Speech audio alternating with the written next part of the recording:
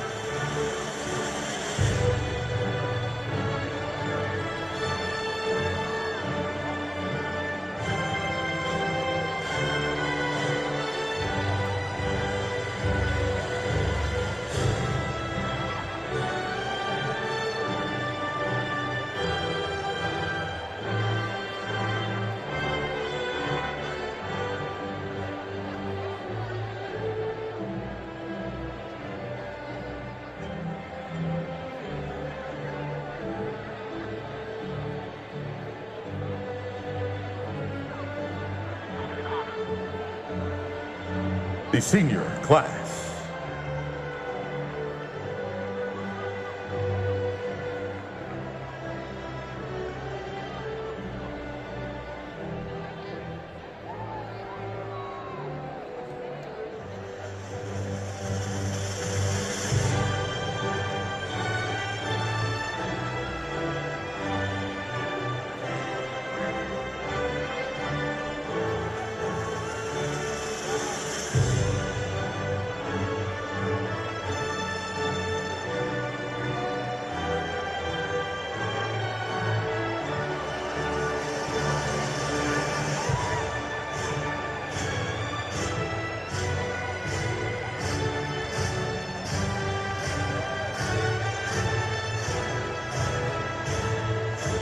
the 50th year class.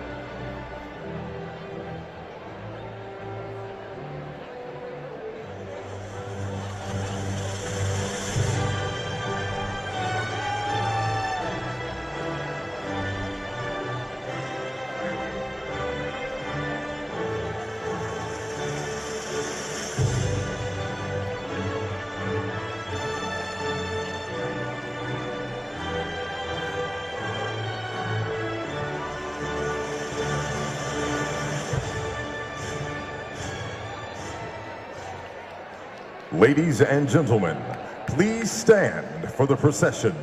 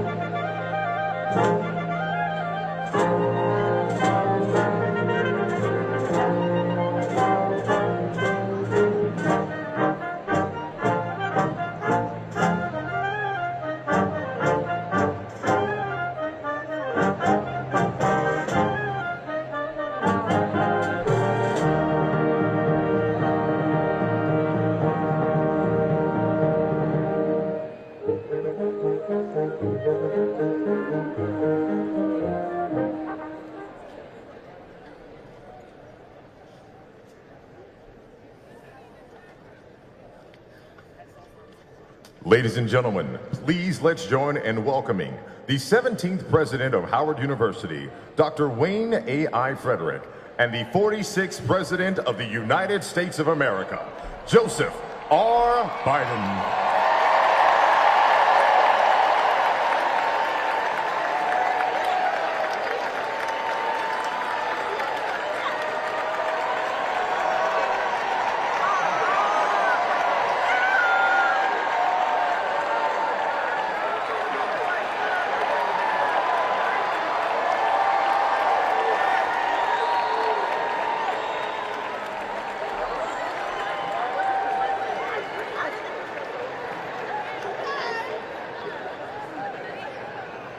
Please remain standing for the presentation of the colors.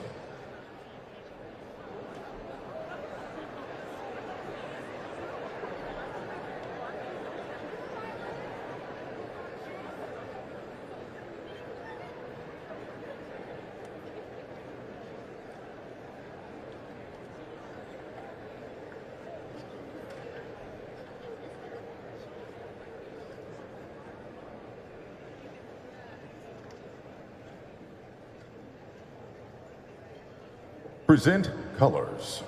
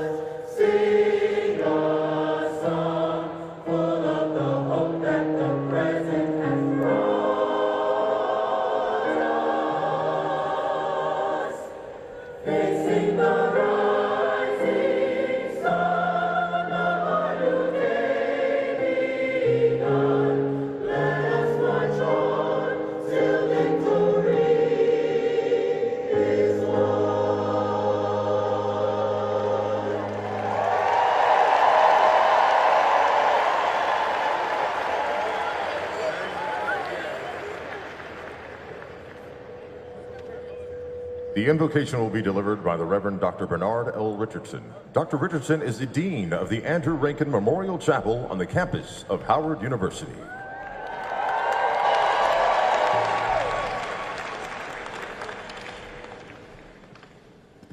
You may be seated.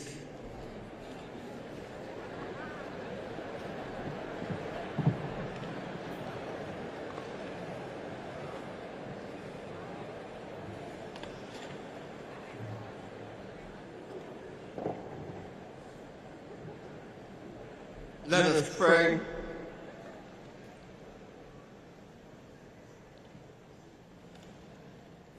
Most gracious and loving God, you are the giver of every good and wonderful gift. We thank you for the gift of this 155th Commencement Convocation. We give you thanks for the visionary and creative leadership of our President, Wayne A.I. Frederick, who has faithfully and courageously guided us through this difficult yet significant time in the history of Howard University. We give thanks for our Board of Trustees, administrators, and staff whose efforts during these challenging times have made a great university even greater. We give thanks for our faculty, for their commitment to excellence, and for what they have poured into the minds and hearts of these soon-to-be graduates of Howard University. We give thanks for the parents, guardians, and loved ones of the class of 2023. Their prayers, support, and sacrifices have made this day possible. We thank you that their dreams have been realized and their sacrifices have not been in vain. And now, O Lord, we give thanks for this courageous, resilient, and historic class of 2023. We give thanks that when future generations ask who they were, with biblical imagery, the response will be, these are they. These are they who survived, who studied, persevered, and excelled amid a global pandemic. These are they who overcame the challenges of social distancing. These are they who had to endure racially motivated bomb threats and cyber attacks. These are they who witnessed justice dying on the streets of our cities and long-held freedoms and voting rights being stripped away. These are they who marched and raised their voices to remind the nation that Black lives do matter.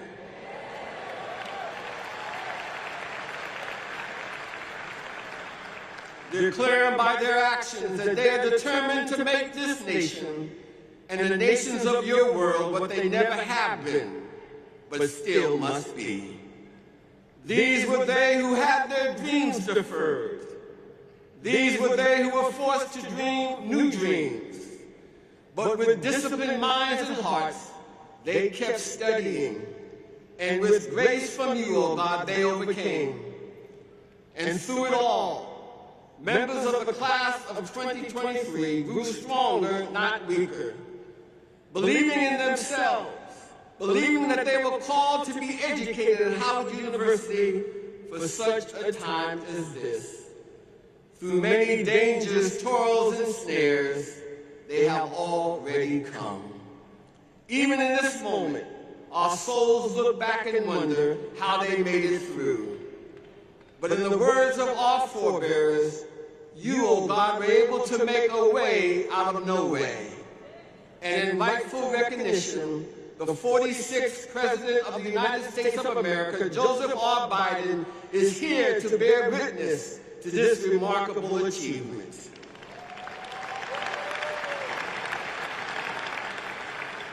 And now shaped and molded by adversity, they have now positioned themselves with a Howard University education to do great and marvelous things in the service of humankind. And by your grace, O God, we believe they will. These are they who will. Thank you for the class of 2023. Thank you for our eyes will see, our ears will hear, and our hearts will feel during this 155th Commencement Convocation. And in your name we pray, amen.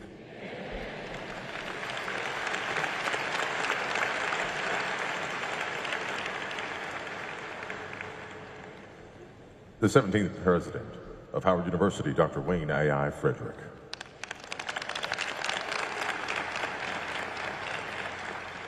Good morning and welcome to the 155th Commencement Convocation of Howard University.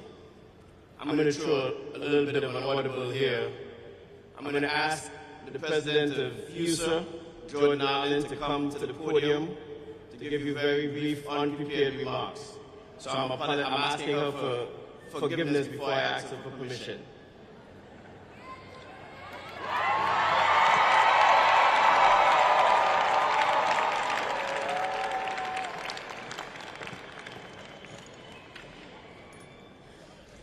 First, giving honor to God for bringing all of us here on this wondrous occasion, to the 46th President of the United States, President Joe Biden, and to all parents, faculty, and most importantly, the class of 2023. Good morning. Each and every one of you should be very proud of making it this far. I'm super excited to see where you all go in the future, and congratulations.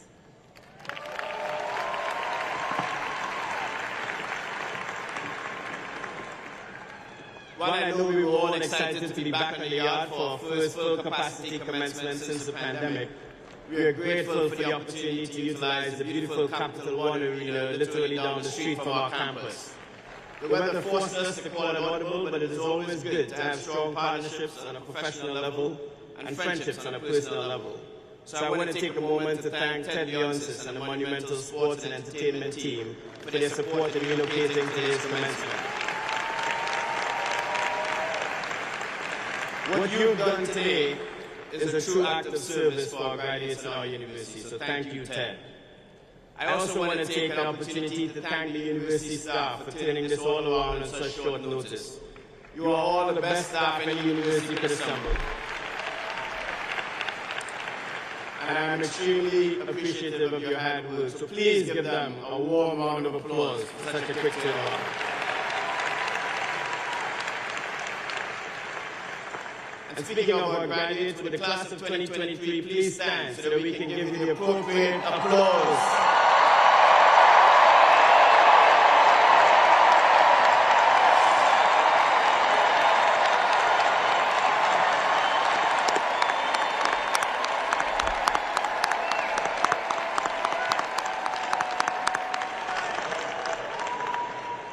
And while you sit, I would like the family and friends of the class of 2023 to stand in recognition of the journey you've taken alongside your graduates.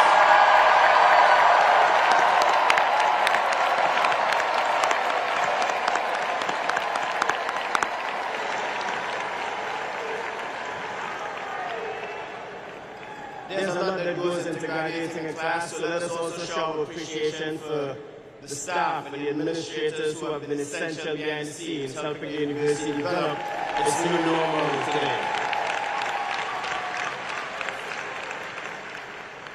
We continue to honor our faculty members, and we will do that again today. And as has been a tradition during my presidency, I believe that it is important for us to recognize that we have the most illustrious faculty in the nation. So with that in mind, let us give profound thanks to our distinguished faculty, professors, and lecturers who have shaped so much of our education. Thank you, and will the faculty stand?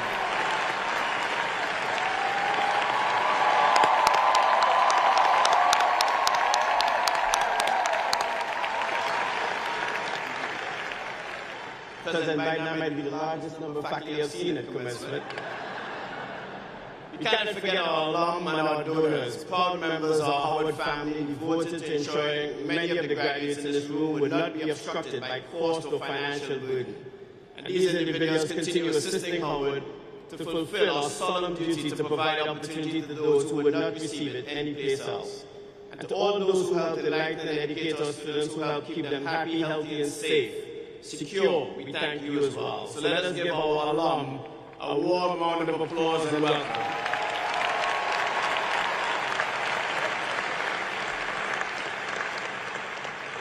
On a personal note of privilege, I want to thank my wife for her unrelenting support and for being an incredible mother to our 2 children.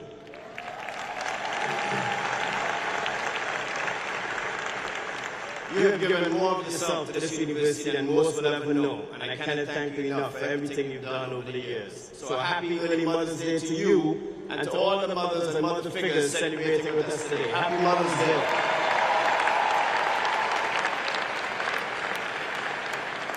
In his 1965 commencement speech to Howard University, President Lyndon B. Johnson said the following: American justice is a very special thing. For, from the first, this has been a land of towering expectations. It was to be a nation where each man could be ruled by the common consent of all, enshrined in law, given life by institutions, guided by men themselves, subject to its rule.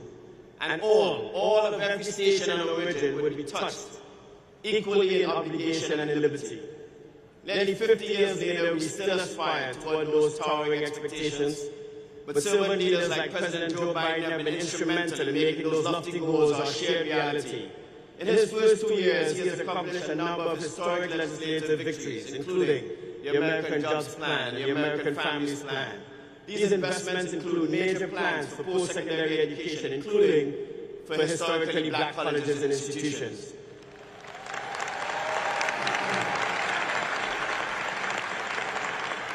Bridging that education gap is crucial to our future, and it is heartening that President Biden and his administration do not just understand it, but are actively doing something about it.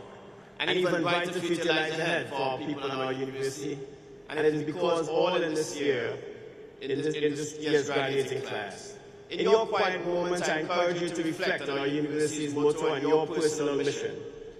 To persevere under our current global conditions requires more than ambition and personal will. It necessitates a deep understanding of ourselves and the world around us. Higher education certainly provides an opportunity to better ourselves as individuals. But most importantly, these formative years can draw us nearer to our vocations and help us discern our answer to one of life's most important questions. What is the difference that I am supposed to make in the world? As you close this chapter at your soon-to-be alma mater, I hope that your education has awakened in you a purpose that will carry you forward in life. As I close, I have been thinking a lot recently about I've been to the mountaintop, Dr. Martin Luther King Jr.'s final speech in Memphis before his 1968 assassination. Just a couple of weeks ago, I had the opportunity to speak at the University of Tennessee Health Sciences, and as part of that event as a visiting professor, I had the awesome and humbling opportunity to visit the Civil Rights Museum. A Howard alum was the curator and would take me on a personalized tour, and did something that totally touched me. One of Dr. King's greatest orations, I find, it sometimes gets lost among his other iconic speeches. I visited that Lorraine Motel recently, as I said, and got a bit of that historical context firsthand. She allowed me to stand on that same balcony where Dr. King stood, and with tears rolling down my face, it made me realize that apparently on that day, Dr. King had been feeling ill in the lead up to the speech, sending Jesse Jackson and Andrew Young ahead to deliver the message. But upon reaching the venue where the speech was scheduled, they called back to Dr. King and encouraged him to come address the masses, knowing they'd draw the best out of him. And the rest, as they say, is history. Dr. King's conclusion to that speech that day has been since deemed prophetic. We've got some difficult days ahead, he said, but it doesn't matter with me now, because I've been to the mountaintop. And I don't mind. Like anybody, I would like to live a long life. And longevity has its place, but I'm not concerned about that now. I just want to do God's will.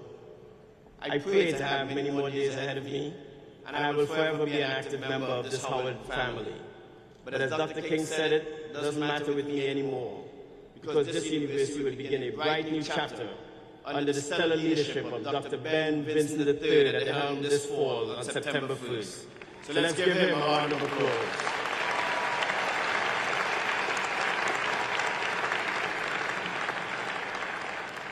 Most transitions come with a hiccup or two, but I trust that we will reach that promised land. And we will get there not just because of the university president or the faculty or even the students, but as one collective body, all striving to do what is necessary to continue pushing Howard forward. And that starts with amplifying each other's humanity and leading with love. So congratulations once again to all the graduates for earning their degrees, and congratulations to our Howard community for making this day possible for so many deserving students. HU! Congratulations to the class of 2023.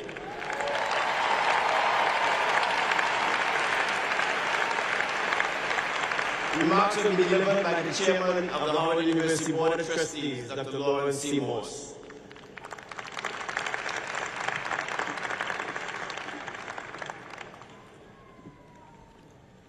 Good morning.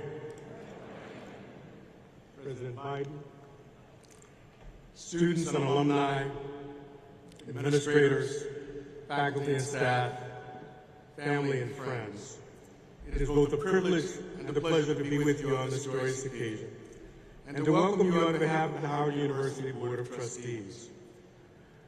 While the rain may have prevented us basking in the radiance of yards up a quadrangle, no amount of precipitation can dampen our spirits on the day of this commencement convocation. Not only is it wonderful to gather once again with so many in our extended Howard University community, but the class of students whose graduation we've gathered to celebrate deserve nothing short of the fullest extent of our enthusiasm.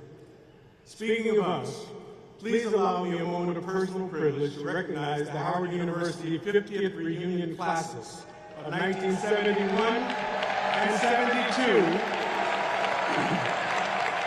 who were unable to come back last year and the year before due to COVID, but are here with us today, and my own reunion class of 1973.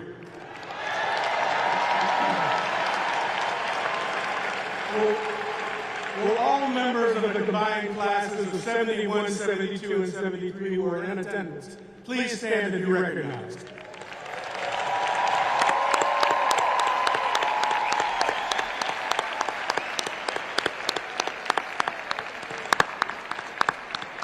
Thank you. Thank you.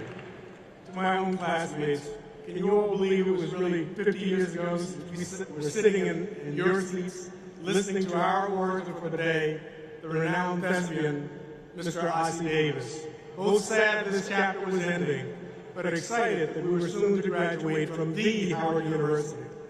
As I look at this year's graduates, I'm reminded why so many of us have remained steadfast in our support of Howard through the years, and how our efforts as the Board of Trustees seek to advance the future of the university. Days like these are essential for connecting our university's extraordinary past with its equally vibrant future. Friends, this campus has evolved in innumerable ways since we once roamed Douglas Hall and crammed for exams in the Founders Library. But I'm delighted to tell you that the spirit undergirding this university remains unchanged. The class we celebrate today, the magnificent class of 2023, has demonstrated grit and determination, and above all, a sincere love for the Mecca. Many, if not all of you, started this journey in a completely different world. Before the global pandemic demanded we close down our beloved campus and temporarily shift to remote learning. Between Zooms and FaceTimes, group texts and direct messages, you did whatever it took to continue your educations and make it back here to your shared home. For your efforts, not only are you experiencing the first full capacity commencement convocation since 2019, you're soon to receive the distinct honor of being alumni of this distinguished and storied institution, alongside so many others in attendance today. Please give yourselves a warm round of applause.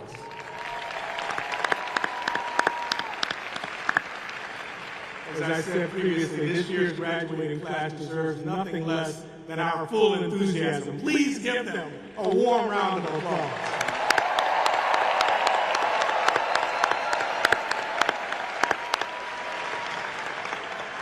The perseverance you've all shown in reaching today's commencement only validates your readiness to make a positive impact in your communities locally, nationally, and around the globe. Our university graduates are trailblazers by definition, guided by our core values: excellence, leadership, truth, and service. For generations, our venerated alumni have proven what is possible with an education from this university. And as you prepare to join our ranks, please keep in mind that future generations of Bison are looking to follow in your footsteps. Never forget that once Howard becomes your home, it will continue to serve as one for the rest of your lives. The Mecca will always be a place of return for you, both with respect to the physical boundaries of her campus and in the spirit of belonging that members of the Howard family carry with us, no matter where we are in this country or around the globe. When you encounter challenges and resistance to your life's mission, you need only look homeward to remember what you've already overcome.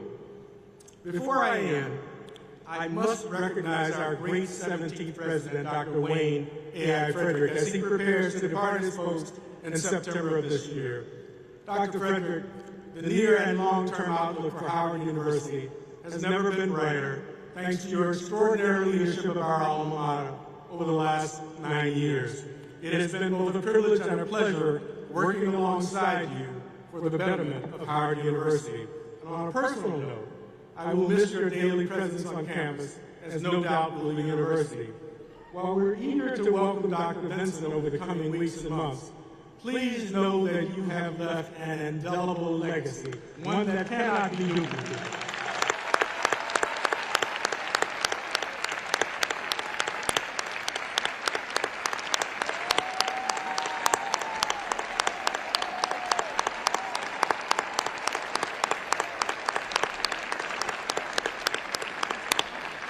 Thank you for your service to Howard University. To the members of the class of 1973, congratulations again on your golden reunion. It is a pleasure to count myself among such an illustrious cohort. And to the members of the magnificent class of 2023, know that your long walk, the one you've trod from matriculation to graduation, has been unlike any other in the history of our university. And as you near its completion, I commend you once more. Congratulations and Godspeed.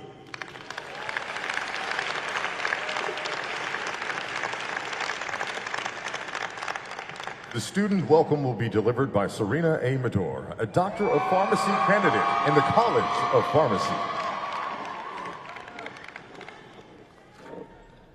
Good morning, President Joe Biden, President Frederick, distinguished guests, esteemed faculty and staff, family and friends, and of course, the graduating class of 2023. Welcome to the 155th Commencement and Convocation Ceremony for the Howard University. It is my honor to stand before you today, not just as the President of the College of Pharmacy student body, but also a member of this graduating class. While our journey to Howard vary greatly, we all share one thing in common: the desire to pursue excellence in education, which will equip us with the tools to embark upon a future distinguished by success. Growing up, I had the privilege of living overseas and experiencing many different cultures and experiences. And while I forever cherish those experiences, it was not always easy to navigate relationships and find my place. However, once I walked through the doors of Chauncey I. Cooper Hall and saw all the other students with the same desire to excel, I knew I was on the right path. I knew I found my place. Coming to Howard allowed me to find me. I found my voice and my passion. I appreciate Howard because it is always celebrated and embraced the idea of differences. Differences are valued and respected, and our shared desire to learn even as we struggle together created a bond that prepared us to meet challenges on the next phase of our lives head-on. This journey has tested us literally and figuratively. There were many times when we doubted ourselves, even maybe questioned if we would succeed in our relative programs. There were many times we got the results we want. There were many times we didn't get the results we wanted, even after putting hours upon hours of study. If you don't get the results you want, keep aiming for success and keep showing up for yourself every day. In the words of the late, great Kobe Bryant, we all have self-doubt. We don't deny it. But you also don't capitulate to it. You embrace it. Thank you to the graduating class of 2023 for being a pillar of support and accountability for your classmates. No matter where you're from in this world, we are all able to come together, standing side by side, supporting each other through every exam, presentation, and meltdown. To make it here today. We did it, Joe.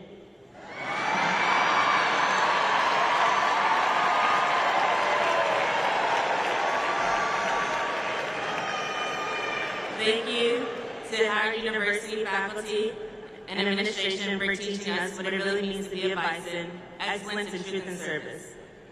Thank you to our family and friends for your support, because without you, none of us would be here today. I also want to give a shout out to all the mothers and mother figures here with us today. Happy Mother's Day.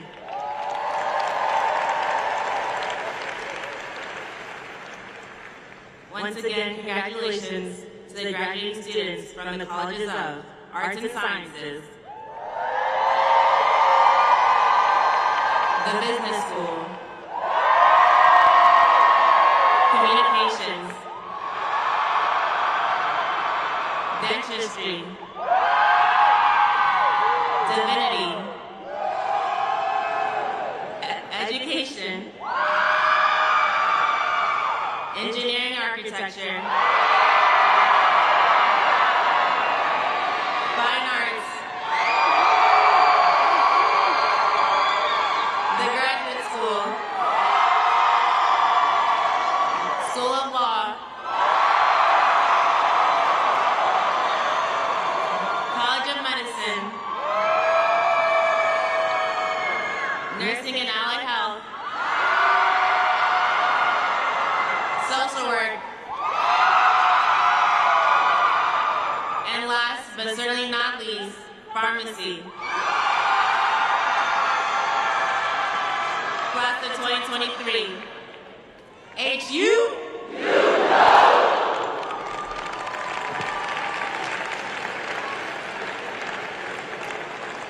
The Howard University Concert Chorale with Symphonic will perform Peter J. Wilhowski's The Battle Hymn of the Republic. Dr. Eric O. Poole conducting.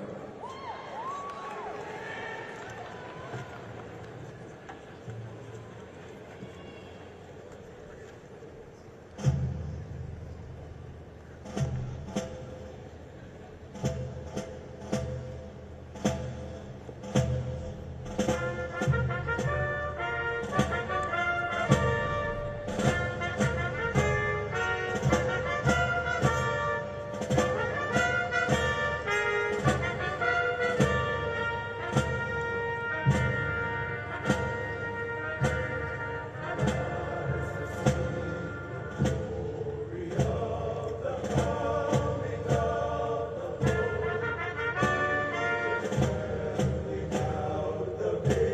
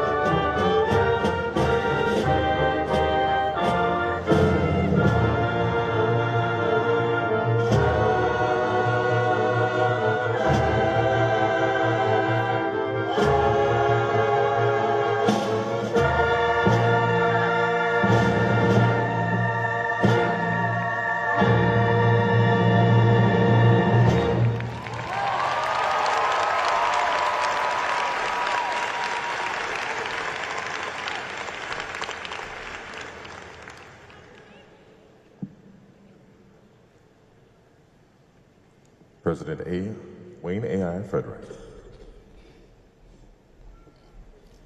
Vice Chair Leslie Hale, please present the Honorable James E. Clyburn.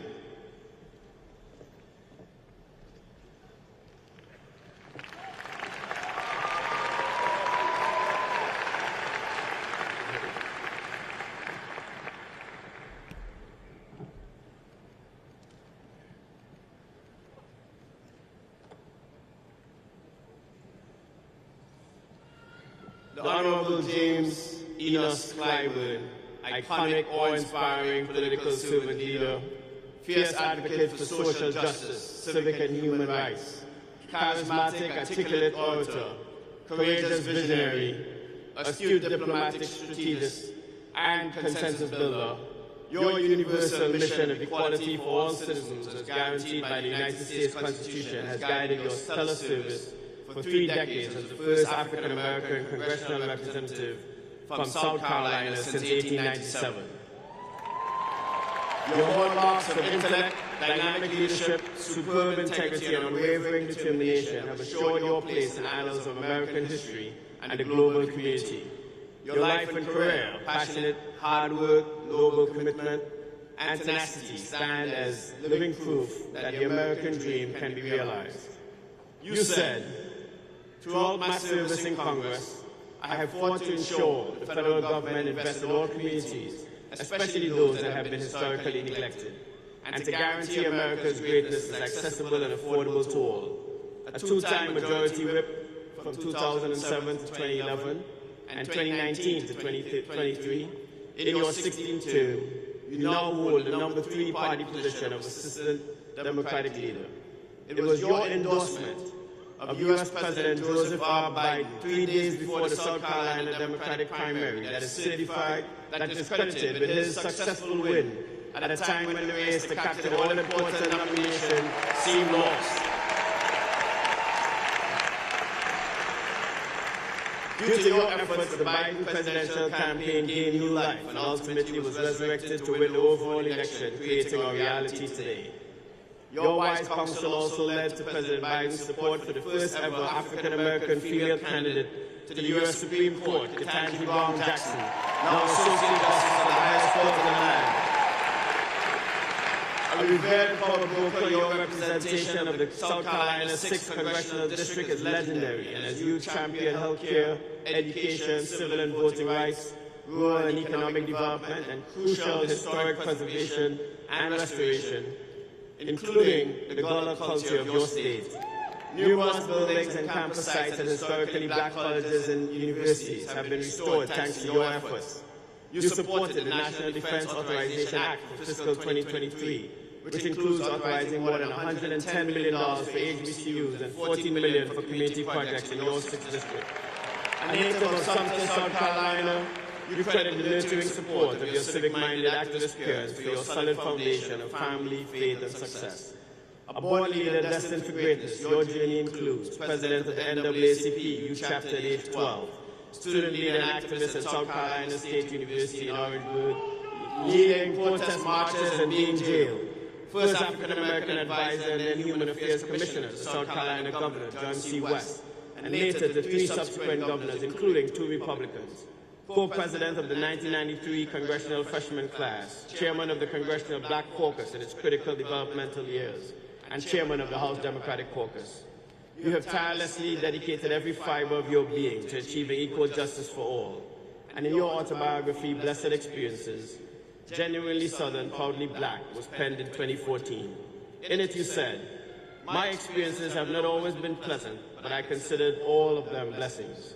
With countless awards, including buildings named in your honor and in recognition of your incomparable service and resolve, you received the 2022 prestigious Spingarn Medal, the highest honor from the NAACP, and the John H. Chafee Trustees Award for Outstanding Achievement in Public Policy from the National Trust for Historic Preservation. You met your late beloved wife, Emily England Clyburn, at South Carolina State and shared a lifetime, 58 years of activism. Your 3 adult daughters, Mignon, Angela, and Jennifer, join you in carrying on her legacy. James E. Clyburn, globally renowned stalwart for justice, victorious foot soldier for freedom, and equality for all. Noble steward of humanity, your pioneering, passionate life's commitment and contributions continue to leave an indelible blueprint for the nation to follow and emulate in perpetuity. Faith and truth are the bright lights that guide your path. You are a fearless optimist who gives us hope for the America we aspire to be. And it is with heartfelt love and utmost deep abiding respect that we name you a beloved son of the capstone and honor you on the historic 155th commencement, conferring upon you the degree Doctor of Humane Letters, honoris causa. Congratulations.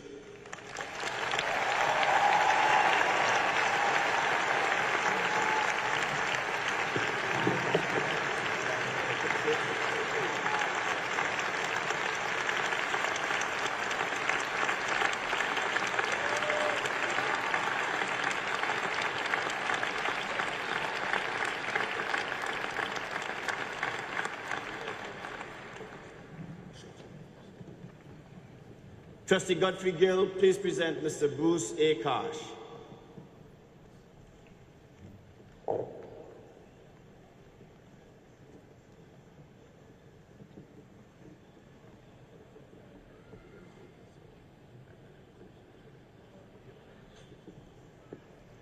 Bruce A. Karsh, groundbreaking entrepreneur, visionary philanthropist, and champion humanitarian.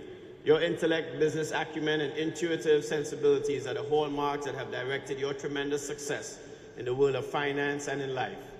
Nearly 3 decades ago, you co-founded Oak Tree Capital Management, a Los Angeles-based global equity firm where you serve as co-chairman and chief investment officer with current listings of $172 billion in assets under management. Together with your wife, Martha L. Karsh, you founded the Karsh Family Foundation and established a pattern of charitable giving that is focused on large donations for the long term to build outstanding educational opportunities and provide financial aid for thousands in need of support in order to achieve lifelong success.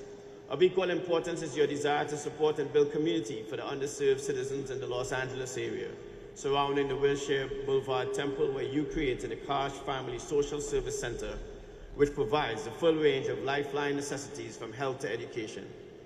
The partnership that you and Martha have embarked upon continues to reap incredible dividends, creating rich pathways to a better life for all. Your donation of $10 million to Howard for the now Karsh STEM Scholars Program made history as the largest ever donation to the university by a single investor.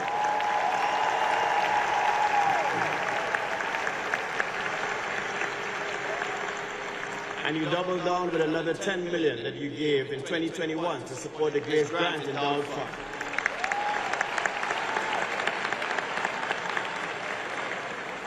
And you then introduced me to your friends, the Waltons, who gave us another $20 million for that Grace Fund as well. You are the gift and keep on giving. Your supreme commitment to excellence and servant leadership is evident in your extraordinary life of professional accomplishment and philanthropy. Duke University was where you got your start, graduating summa cum laude and Phi Beta Kappa before moving on to the University of Virginia School of Law, where you met your wife. Both your alma maters have been the beneficiaries of your service in various capacities as well as investments from the Karsh Family Foundation. A trustee emeritus of Duke University, you were chairman of the board for Duke's Endowment, DUMAC LLC, for nearly a decade. Duke has been the recipient of more than $100 million from your foundation, with most being slated for financial aid. The Office of Undergraduate Financial Support was named for the Karsh family, as is the Karsh Alumni and Visitors Center. The University of Virginia received a $50 million donation to establish the Karsh Institute of Democracy, scheduled to open in 2026. Your stellar reputation has included exciting career accomplishments, including Managing Director of TCW Asset Management Company, Assistant to the Chairman of Sun America Incorporated, an attorney with the law firm of O. Melveni and Myers, and a clerkship for the Honorable Anthony M. Kennedy, then of the U.S. Court of Appeals for the Ninth Circuit and now retired Associate Justice of the U.S. Supreme Court. In addition, you are a minority owner of the NBA Golden State Warriors.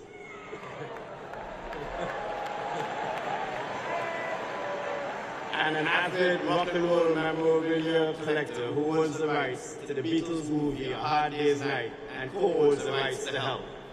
You and Martha are the proud parents of 3 adult children who have been raised to embrace the Koch family philosophy of philanthropy to benefit this nation and the world. Buse Koch, esteemed financial titan, you are an incomparable pioneering leader in philanthropy and life. Your humanitarian servant leadership and phenomenal success and achievements have created an immeasurable benefit to millions of people. The world is a better place because you graciously share your unique talents and gifts. Howard University is elated to name you a beloved son of the capstone. You are an outstanding exemplar of our cherished core values, leadership, excellence, truth, and service. And so it is with utmost respect and heartfelt gratitude that we honor you on the historic occasion of our 155th commencement, conferring upon you the degree Doctor of Humanities, honoris causa. Congratulations.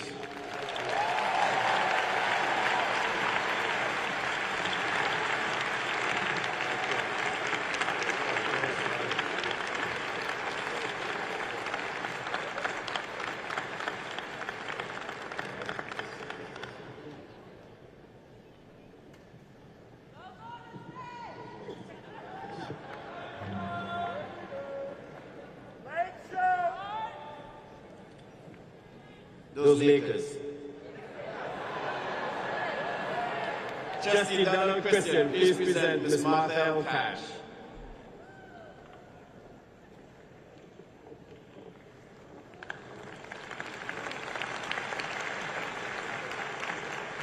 Martha L. Cash, magnificent, creative, humanitarian, innovative philanthropist and entrepreneur, pioneering, resourceful community, health and social services activist, you give fresh new life and meaning to President John F. Kennedy's quote, "To whom much is given, much is required." More than 2 decades ago, your vital vision and motivated passion led you to co-found with your husband, Buse Koch, the Koch Family Foundation, in support of all levels of education, research, and scholarship. In 2020, the foundation, as you heard, honored Howard with its largest ever donation for the Bison STEM Scholars Program, now named after you, the Koch STEM Scholars Program. The success of the program's mission to increase the number of underrepresented students earning a PhD or combined MD-PhD in a STEM discipline has been transformed and solidified for generations to come with your generous gift. A portion of the gift also created the Lomax KIPP scholarships to provide a debt-free college education at Howard with financial aid for graduates of KIPP, the Knowledge is Power program, a nationwide network of top-performing public charter schools in undeserved communities.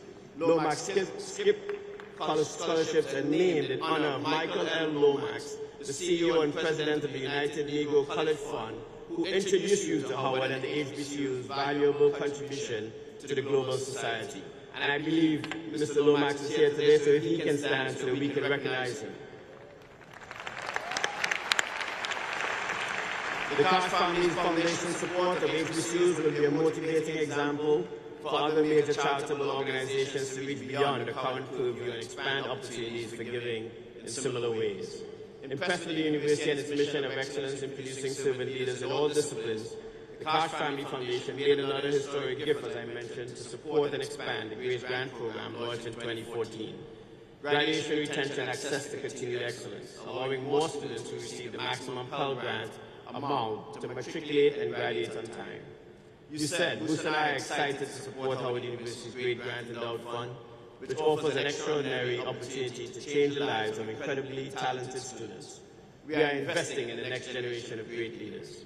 An active national board member of the KIPP Foundation, you are an attorney, co-founder of the Los Angeles architecture design firm Clark & Koch, and have used your expertise in extensive work with nonprofits.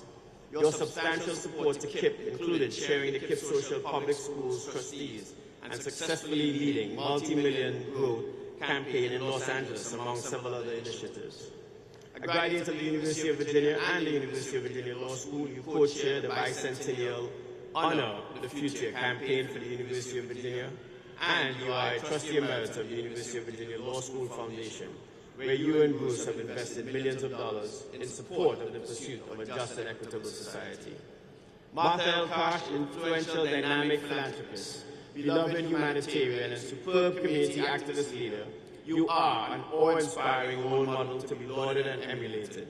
Howard is proud to name you a daughter of the capstone. Your vision for an educated, just society, wherein youth, can achieve the American dream mirrors our cherished core values of leadership, excellence, truth, and service. It is with heartfelt respect and deep abiding gratitude that we humbly honor you on the historic occasion of our 155th commencement, conferring upon you the degree Doctor of Humanities, honoris causa. Congratulations.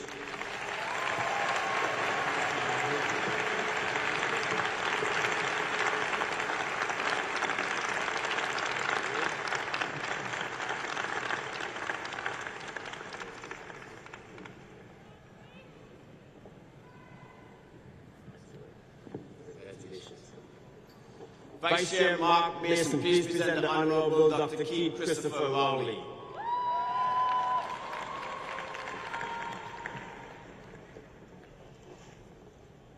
The Honorable Keith Christopher Rowley, renowned social and political leader, pioneering statesman and scholar. Esteemed scientist, your noble vision, stellar intellect, and dynamic servant leadership have propelled you throughout a lifetime of illustrious achievements as you serve the more than 1.5 million citizens of the Republic of Trinidad and Tobago as Prime Minister, the first Tobagonian and seventh in the history of your country. You led the People's National Movement to victory in the general election of 2015 and won re-election in 2020. For more than 3 decades, you have been a member of the House of Representatives for Diego Martin West in the Parliament of Trinidad and Tobago. Since 1981, you have been a major player in the political arena of your country. Most notably, you have continued to strengthen the partnership between Trinidad and Tobago and the United States to our shared interests in many areas, including security, energy, education, agriculture, and the arts. During your tenure as chairman of the Conference of Heads of Governments of the Caribbean Community, CARICOM, you have emphasized this important partnership as well as the deeply rooted ties between the two countries, with numerous native-born West Indians living and contributing to the health and wealth of the United States and vice versa.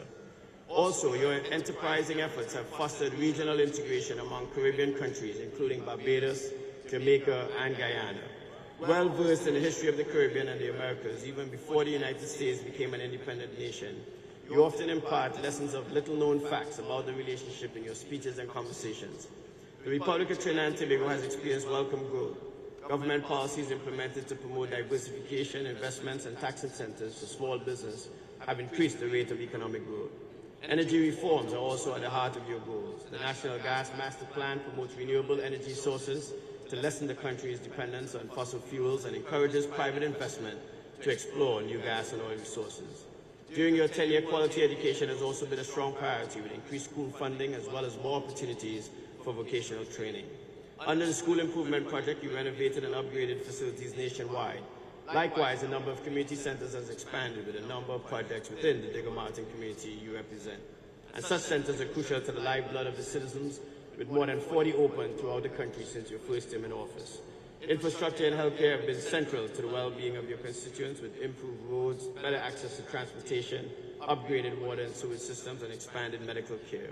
Your exemplary handling of the COVID-19 pandemic has been heralded for saving lives and lessening the overall spread as much as possible thanks to your quick and incisive actions. A native of Tobago raised in humble beginnings by your grandparents, you credit your upbringing for the values and integrity that mark your character today. Before entering the political arena, you distinguished yourself as a scientist, earning a Bachelor of Science degree in Geology and Geography from the University of the West Indies, Mona, Jamaica, a Master of Science degree in Volcanic Stratigraphy from University of West Indies, St. Augustine, and a doctorate degree in geology, specializing in geochemistry. Besides being a volcanologist, you are also known as a masterful storyteller. Your autobiography, Mason Hall to Whitehall, was written and published after you first became Prime Minister. Dr. Keith Christopher Rowley, we proudly name you a beloved son of the capstone. Your steadfast progressive activism, visionary, purposeful dedication, and passionate commitment to humanity are the hallmarks that have marked your phenomenal servant leadership of the Republic of Trinidad and Tobago. Howard University celebrates your living legacy of achievement and applauds you as a shining example of our cherished core values: leadership, excellence, truth, and service. You have encouraged me to establish an Eric Williams Endowed Chair at Howard University in Caribbean Studies, and that is something that in my post-retirement I will continue to pursue. It is with utmost respect and heartfelt gratitude that we honor you on the historic occasion of our 155th commencement, conferring upon you the degree Doctor of Letters, honoris causa. Congratulations.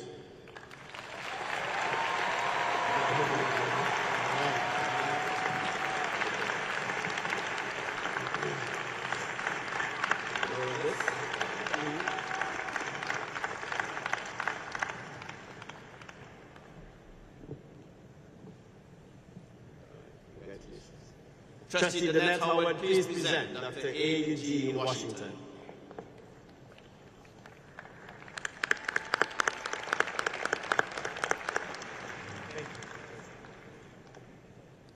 I think I've awarded 60-something honorary degrees. I don't think I've ever awarded one to somebody happier to receive one than Dr. Washington. Dr. A. Eugene Washington, an illustrious, globally renowned clinical and medical educator, astute and accomplished administrator, resourceful and productive researcher and healthcare innovator. The magnitude of your magnificent career, more than 30 years in the field of medicine and education, has broken barriers and shattered the glass ceiling.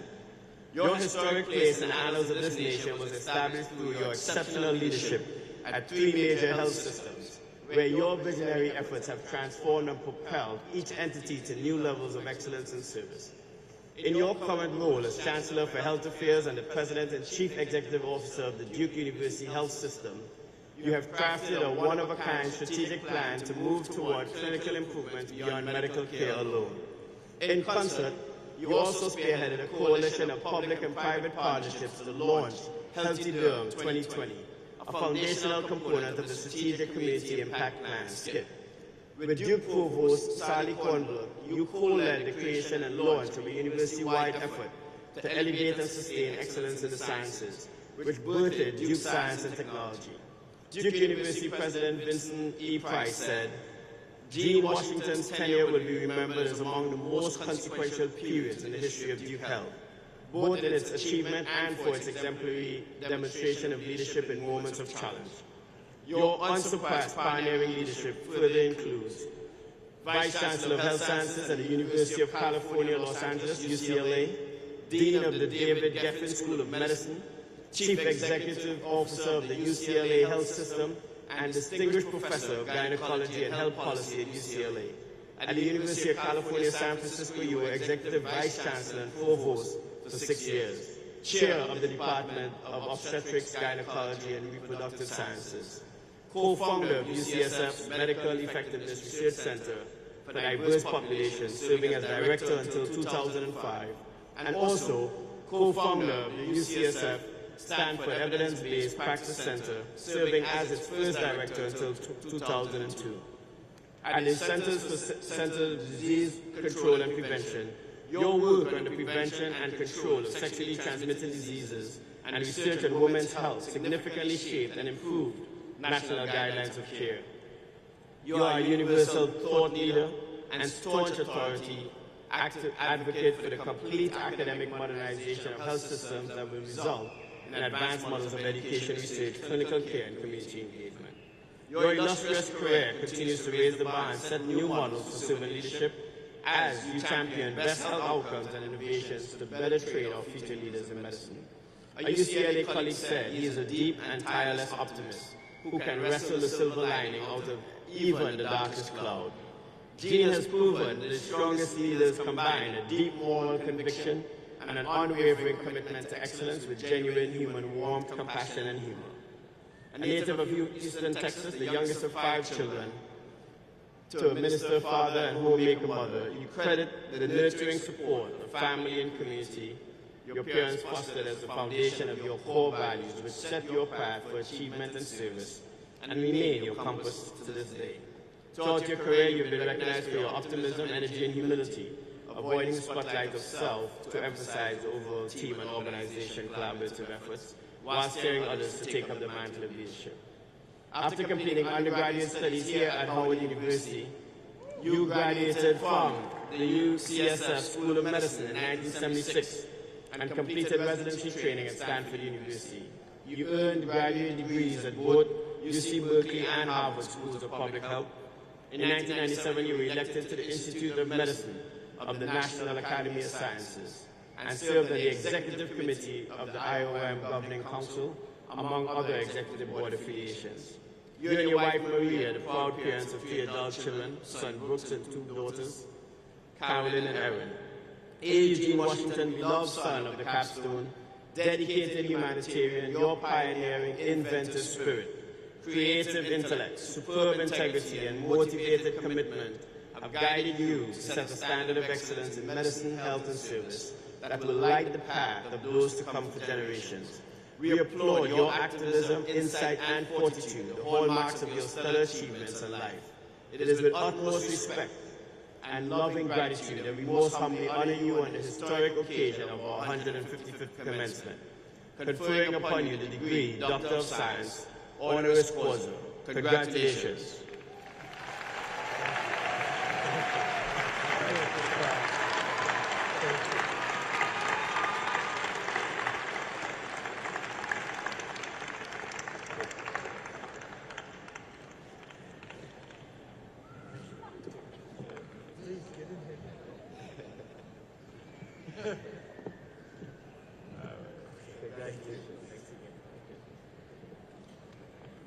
Trustee Minnie Baylor Henry, please present Ms. Bennery Pratt-Wiley.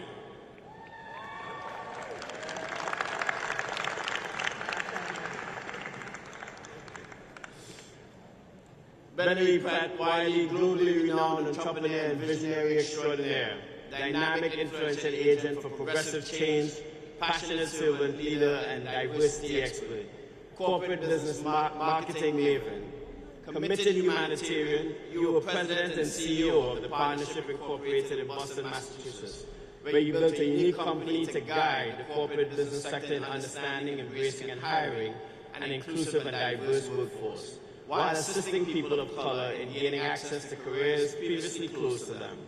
At the helm of the partnership for 15 years, you breathed a new life and perspective into the company founded in the 1980s, which resulted in the overwhelming success of working with more than 300 partners and assisting more than 4,000 African American professionals in gaining employment and leadership development in the corporate world.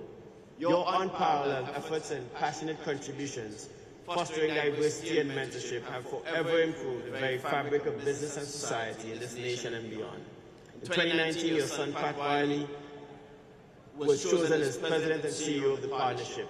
You remain dedicated to the core values of servant leadership and are now principal of the Wiley Group, while serving as a corporate director and trustee for several companies.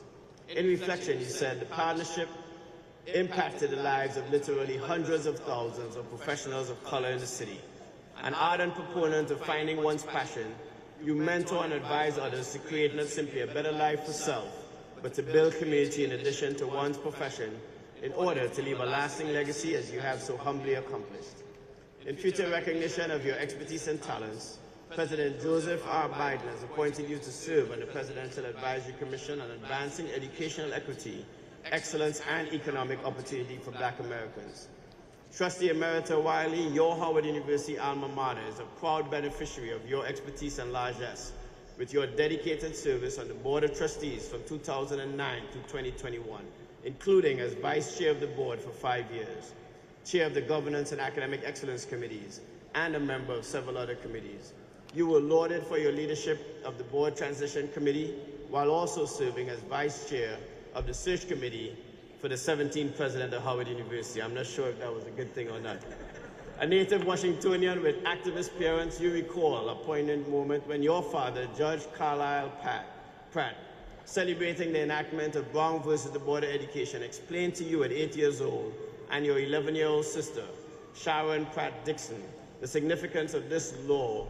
You both would now be able to pursue whatever path in life you desired.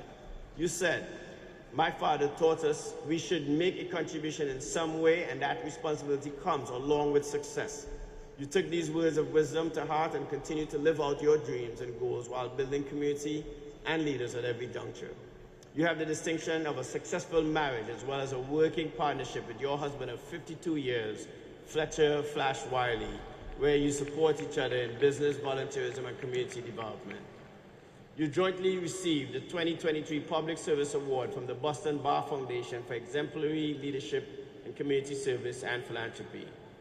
After graduating with a Bachelor of Arts degree in marketing from Howard, you earned a Master of Business Administration at the Harvard University School of Business and embarked on work as a consultant in the corporate world before your tenure at the partnership. You and your daughter, B.J. Wiley Williams, are the first African-American mother-daughter duo to graduate from the Harvard Business School, where you were one of 28 women out of a 1972 class of 800.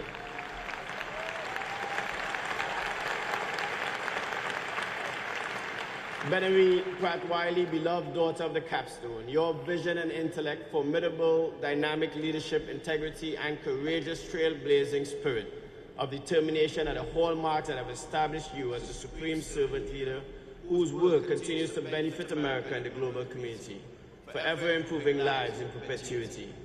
You are an exceptional role model to be emulated as you epitomize our cherished core values of leadership, excellence, truth, and service. So it is with deep abiding love, utmost respect, and heartfelt gratitude that we honor you on the historic occasion of our 155th commencement, conferring upon you the degree Doctor of Humane Letters, honoris causa. Congratulations.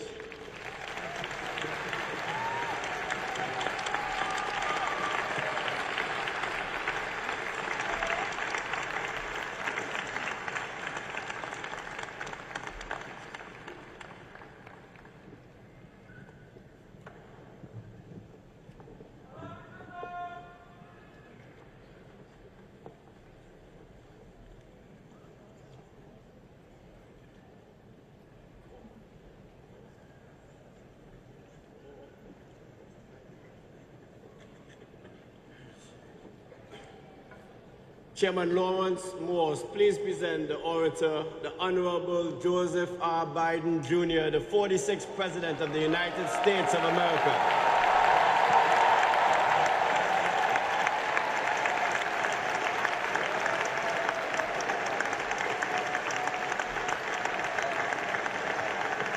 The Honorable Joseph R. Biden, Jr., revered statesman and committed champion of justice, gracious guardian of humanity, noble patron of peace, you stand in truth, power, integrity, and are blessed in the glory of God. You are number one on the global stage as the 46th President of the United States, a magnificent commander-in-chief, expertly leading America in making monumental innovations and passing legislation to improve the quality of life for all.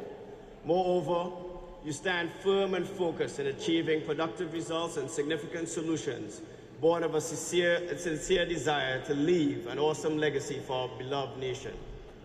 Admired for your sound analytical intellect and open embrace of all, your popularity on both sides of the aisle of the United States led to your illustrious reputation and outstanding service of 36 years as a Democratic senator from Delaware, beginning at the tender age of 29.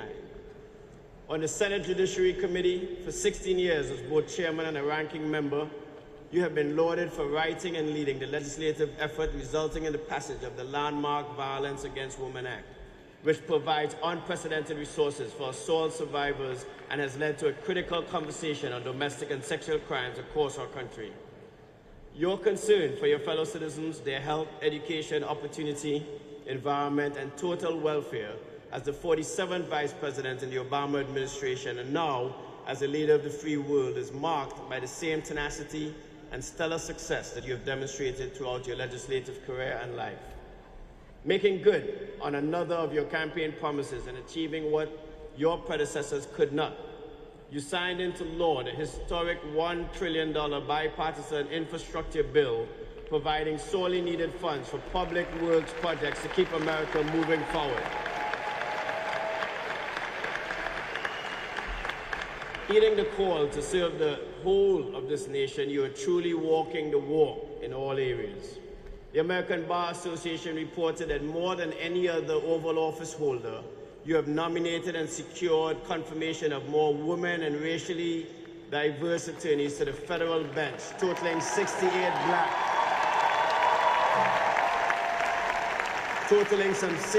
black, Latino, or Asian Americans today, with Justice Ketanji Brown Jackson as the most high-profile first black woman in the U.S. Supreme Court. You continue to move on the 3 pillars identified at the start of your presidency: the battle for the soul of our nation, the need to rebuild our middle class, the backbone of our country, and a call for unity to act as one America. A native of Scranton, Pennsylvania, you grew up in Claremont, Delaware, graduated from the University of Delaware and Syracuse Law School before serving on the Newcastle County Council.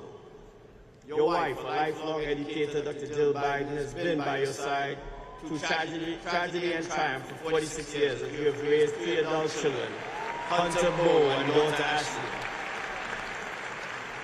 Joseph Robert Biden Jr., Howard University is most honored and pleased to name you a favorite son of the capstone as we salute and hold in our highest esteem your unmatched record for justice, empowerment, and the peaceful advancement of humanity throughout the world. We revere, commend, and proudly applaud your magnificent life of leadership and contributions that will inure to the benefit of America and the global community for time immemorial. It is with heartfelt respect and immense pride that we honor you on the historic occasion of our 155th commencement as orator, conferring upon you the degree Doctor of Letters, honoris causa. Congratulations and Godspeed.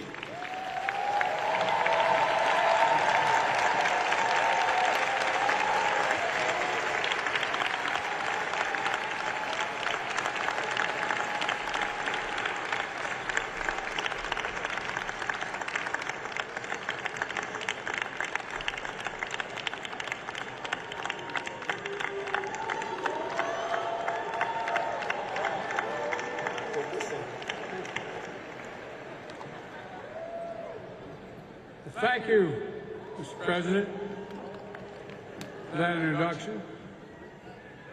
Dr. Morris, thank you for the incredible honorary degree. And thank you, President Frederick, for the invitation and for your leadership in your alma mater.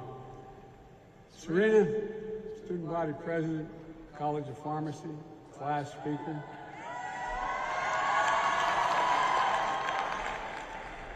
And just remember, when you're President of the United States and they say Joe Biden's out in the waiting room to say hello, promise me you will not say Joe who. Right? You all think I'm kidding. To the distinguished faculty and staff, thank you for having me, and to the parents and families of the class of 2023, congratulations.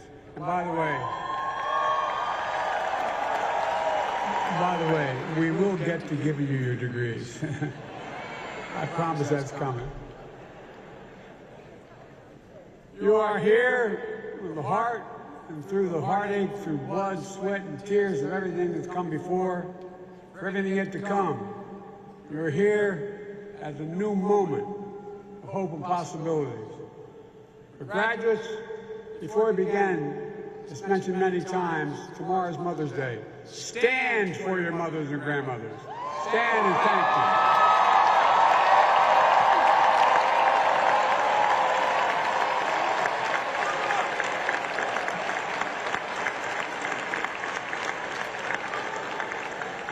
Where I come from, moms rule.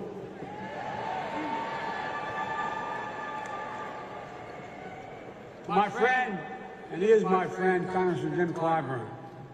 The thing that I admire most about you, Jim, is your absolute integrity in everything you do. In everything you do. This is a man of honor. I attended South Carolina State University's commencement as Jim received his degree he earned 60 years ago, but never got a chance to receive it in person. Jim, it's an honor to join you here today and receive an honorary degree from this great university.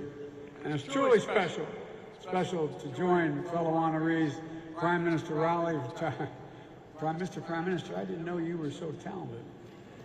I just thought you were a foreign policy, Latin American guy. We got to talk.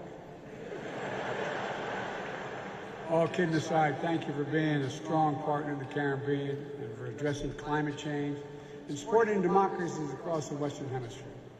I'm also honored that the person here today, Dr. Tony Allen. He's president of my home state, BCU, Delaware State University, where I got politically started.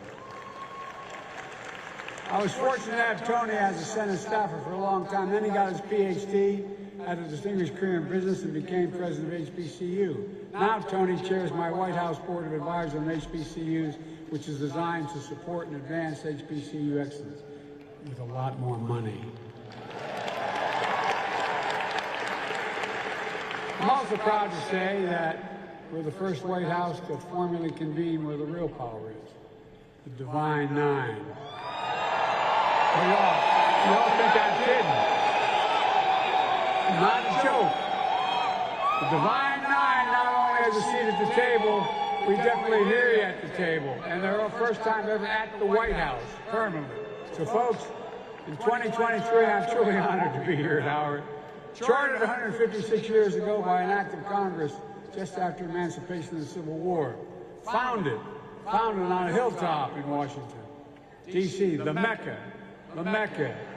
Always promoting excellence, leadership, and truth and service. It really has. A proving ground for future leaders of science, medicine, education, business, faith, arts, entertainment, public service. Trailblazing intellectuals, lawyers, doctors. The first black, I might say, Vice President of the United States of America.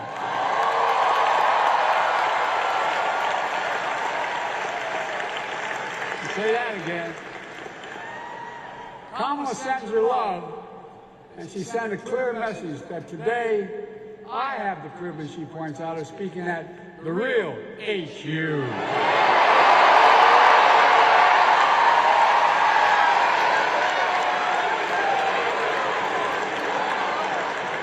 Now you realize that's going to cost me at home.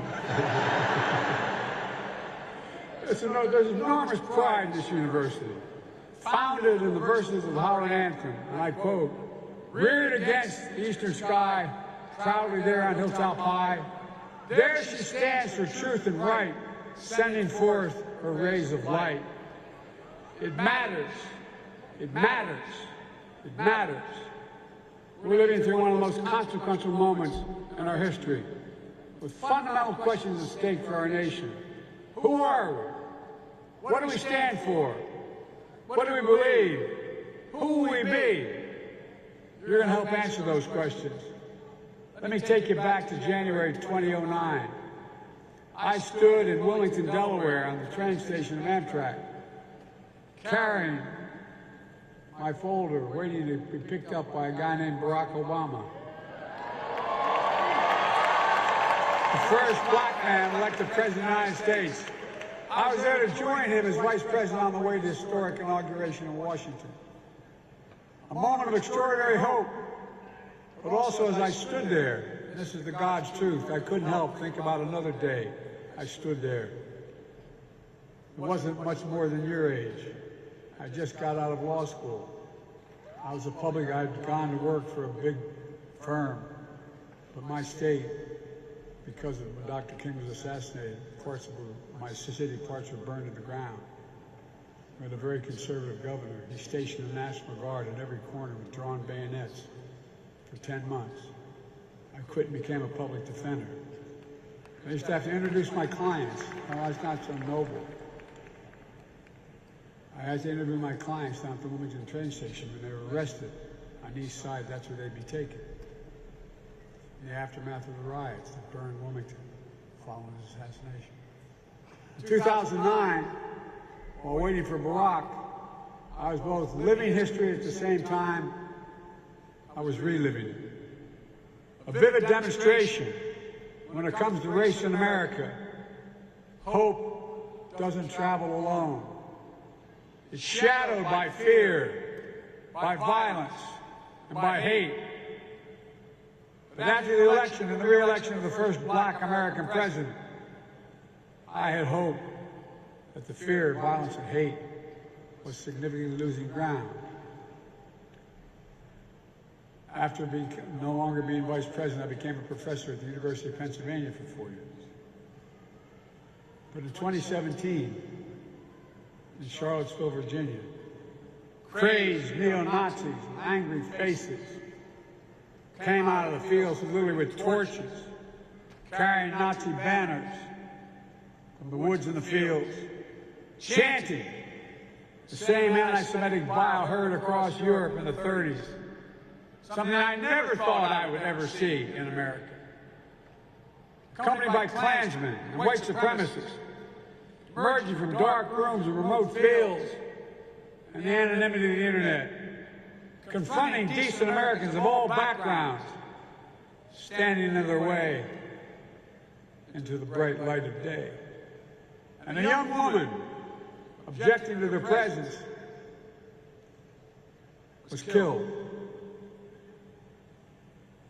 What did you hear? That famous quote when asked about what happened. The famous quote, "There are very fine people on both sides." That's when I knew, and I'm not joking, that's when I knew I had to stay engaged and get back into public life. No, I don't say it for that reason. I say it for the journey. I don't have to tell you that fearless progress towards justice often meets ferocious pushback from the oldest and most sinister of forces. That's because hate never goes away. I thought when I graduated we could defeat hate, but it never goes away. It only hides under the rocks.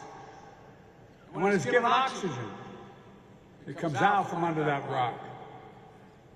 That's why we know this truth as well. Silence is complicity. It cannot remain silent. We have to live through this battle for the soul of the nation. And it is still a battle for the soul of the nation. What is the soul of the nation? Well, I believe the soul is the breath, the life, the essence of who we are. The soul makes us us. The soul of America is what makes us unique among all nations. We're the only country founded on an idea, not geography, not religion, not ethnicity, but an idea. The sacred proposition rooted in Scripture and enshrined in the Declaration of Independence that we're all created equal in the image of God and deserve to be treated equally throughout our lives. While we've never fully lived up to that promise, we never before fully walked away from it. We know that American history has not always been a fairy tale. From the start, it's been a constant push and pull for more than 240 years between the best of us, the American ideal that we're all created equal, and the worst of us, the harsh reality that racism has long torn us apart. It's a battle that's never really over.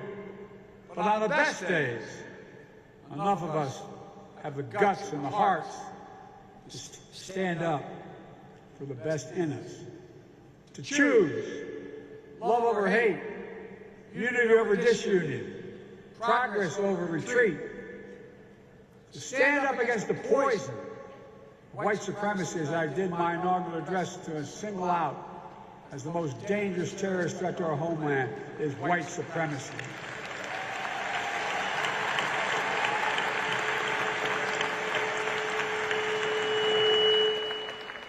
I'm not saying this because I'm at a black HBCU. I say it wherever I go. To stand up for truth over lies, lies told for power and profit. To confront the ongoing assault to subvert our elections, suppress our right to vote.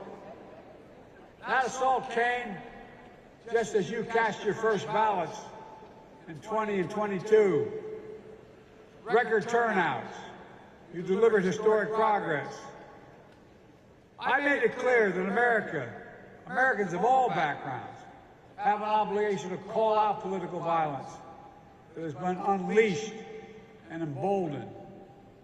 As was mentioned already, bomb threats to this very university and HBCUs across the country.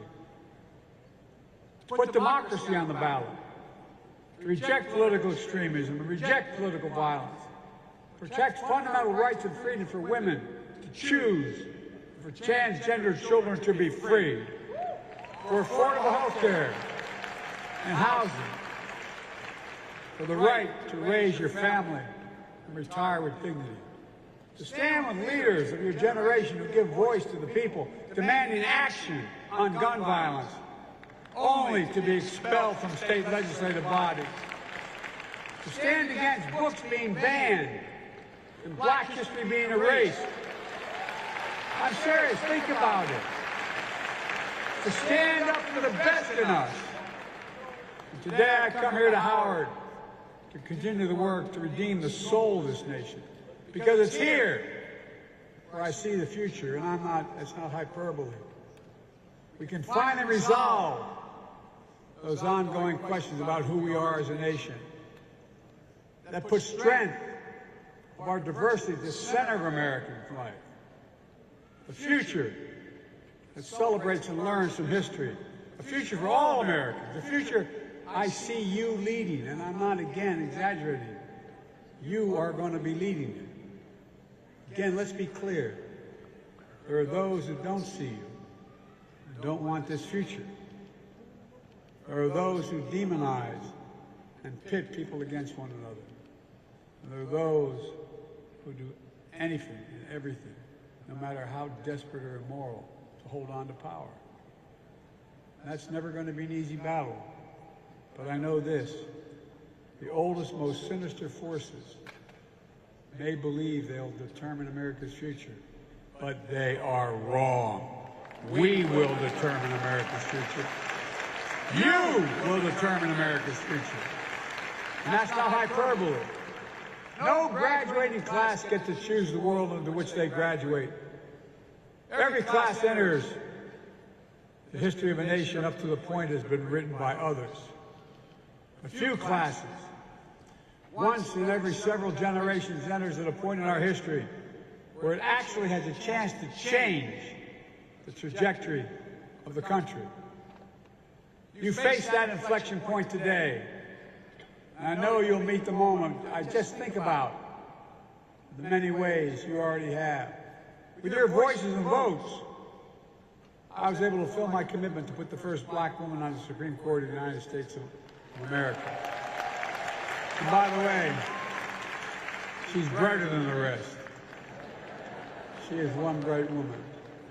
Because of you, more black women have been appointed to the federal appellate courts than under every other president in American history combined. And by the way, I mean it. I mean it because of you. Because of you. You turned out. You spoke up. You knew. You showed up and the votes counted. And you made people say, whoa, wait a minute. What price will I pay if I don't do the following? You feel the promise and peril of climate change. Because of you, we're making the biggest investment ever in the history of the world in climate change. Don't ever think your voice doesn't matter. I'm keeping my promise that no one should be in jail merely because of using and possessing marijuana. Their record should be expunged. Just expunged. My student debt relief plan would help tens of millions of people, especially those on Pell Grants. 70% of black college students receive Pell Grants. Many of you, the savings would be significant in even wiping out student debt completely for some. But this new Republican Party is dead set against it, suing my administration to stop you from getting student debt relief. The same opposition received relief loans, I might add, to keep their businesses afloat during the pandemic. Members of the Congress worth thousands, even millions of dollars, most of which didn't have to be paid back. Yet, they say it's okay for them, but not for you. I find it outrageous. To reduce your student debt service payments when you graduate, we're also ensuring that no one with an undergraduate loan today or in the future will have to pay more than 5% of discretionary income to repay their loans, down from 10, and in 20 years is gone. Republican officials are fighting that as well. But I'll always keep fighting for you, and many others will, and many in the Republican Party as well will fight for you. We also know there's more to do. Because of your power, we took the most significant law on gun violence. We passed it, the most significant law in 30 years. But we will not give up. I got the assault weapons ban passed 30 years ago, and we're going to pass it again. We must pass it. There's more to do on police reform and public safety. During the State of the Union, I asked the rest of the country to imagine having to talk to their children, their families, like your families had to talk to you. It's about your security. It's about your dignity. It's demeaning and degrading and deadly when you just have to stand there and say, when you're stopped, turn the interior light on. Put both hands on the wheel. Don't reach for your license. What in the hell's going on? No. Think about it. I ask all the parents, not minority children, ask what they would say, what they would do. I know you're frustrated that there's so many elected officials who refuse to pass a law that will do something. Kamala and I stood next to the family of George Floyd and the civil rights leaders and law enforcement officials to sign the executive order I came up with requiring the key elements of the George Floyd bill be applied to federal law enforcement. Banning chokeholds, restricting no-knock warrants, establishing a database for police misconduct, advancing effective and accountable community policing that builds public trust. And we'll keep fighting to pass the reforms nationwide. Equal justice is a covenant we have with each other. It must not just be an ideal, it has to be a reality. You're leading the way on this and so much more. That's why Kamala and I are so committed to investing in you and HBCUs. HBCUs help produce 40% of black engineers, 50% of black lawyers,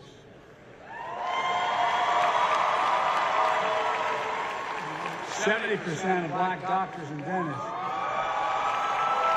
80% of black judges. Look, we see HBCU excellence in every day with staff at every level of the White House and the administration. Because I decided when I was elected, I promised I was going to have my administration look like America. But we all know that HBCUs don't have the same endowments and funding as other major colleges and universities. For example, denying the opportunity to build and fund research labs that will lead to new technologies and good-paying jobs. That's why I asked them, we've invested $6 billion in counting in HBCUs, including to create new research and development labs that prepare students for jobs in the future in high-income fields from cybersecurity, engineering, biochemistry, healthcare. Standing here, I think the last time I came to Howard with President Frederick and others was in my final year as Vice President, to host the Cancer Moonshot on campus, because you're leading the way. You're the scientists, the doctors, the advocates who will bring and do big things like ending cancer as we know it, and even curing some cancers, which we're on our way of doing. You're the diplomats and global citizens making democracy work for people around the world. Lawyers defending our rights, artists shaping our culture. Fearless journalists, this is real though, this is what you're doing. Fearless journalists and intellectuals pursuing the truth and challenging convention. You're the leaders of tomorrow, but it's coming on you really quickly. Because of you, I see a future we can finally move away from the narrow and cramped view that the promise of America is a zero-sum game. If you succeed, I fail. If you get ahead, I fall behind. Maybe worst of all, if I can't hold you down, I can't lift myself up. Instead of what it should be. If you do well, we all do well. That's what I see. That's what I see in America. And more Americans are.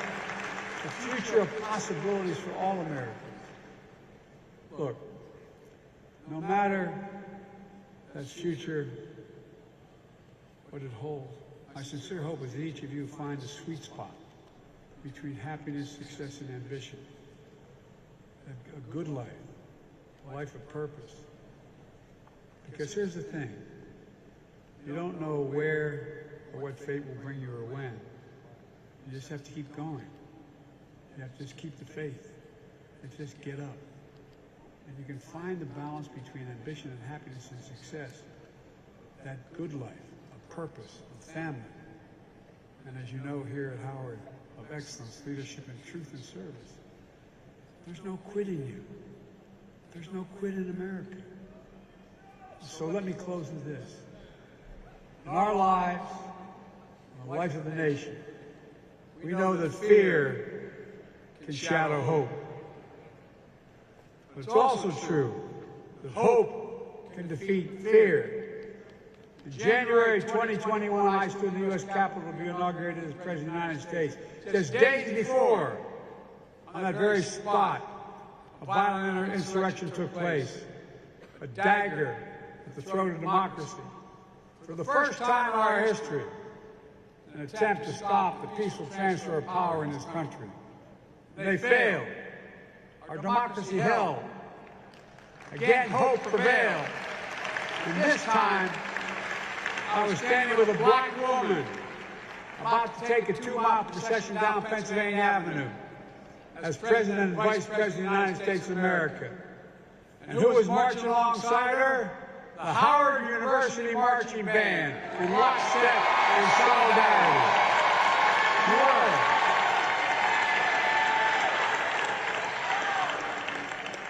I give my word as a bride. Class of 2023, you're the reason I'm so optimistic about the future. And I give my word, I really mean it. You're part of the most gifted, tolerant, talented, best educated generation in American history. That's a fact. And it's your generation, more than anyone else's, will answer the questions for America.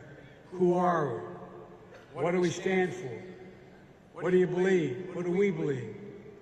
What do we want to be? I'm not saying you have to share this burden all on your own. The task at hand ahead is the work of all of us. But what I am saying is, you represent the best of us. And that's the God's truth. You represent the best of us. Your generation will not be ignored, will not be shunned, will not be silenced. So on the hilltop high, keep standing for truth and right, and send your rays of light. Congratulations to you all. We need you. God bless you, and may God protect our troops.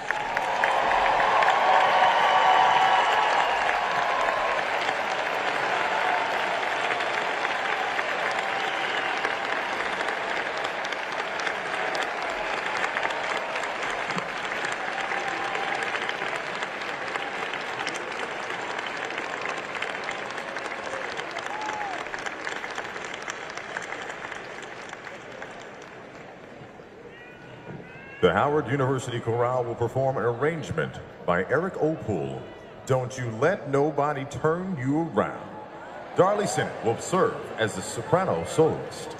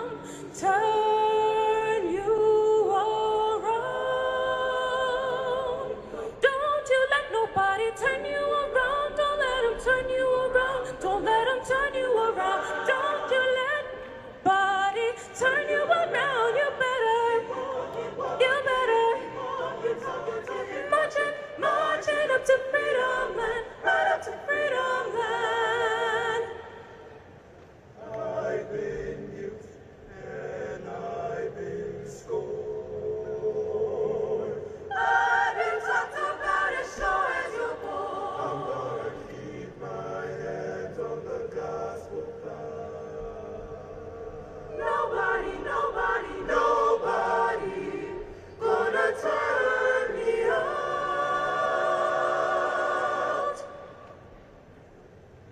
I'm gonna find good trouble.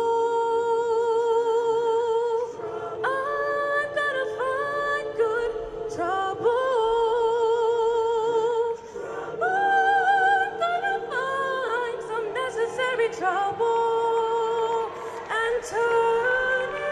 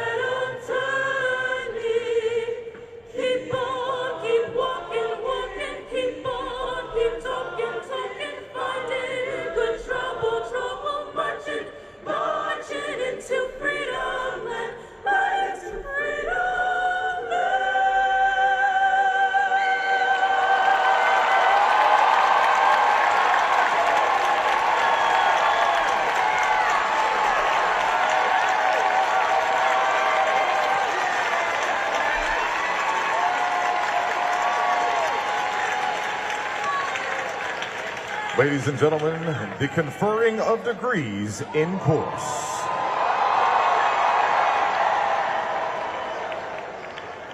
Let's give the choir another round of applause.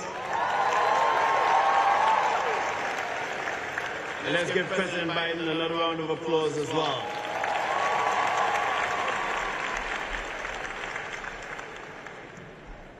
Provost Wuto.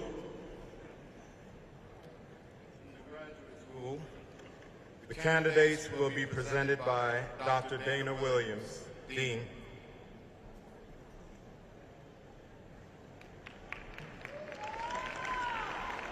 Will the candidates for the Doctor of Philosophy degrees in the graduate school please stand?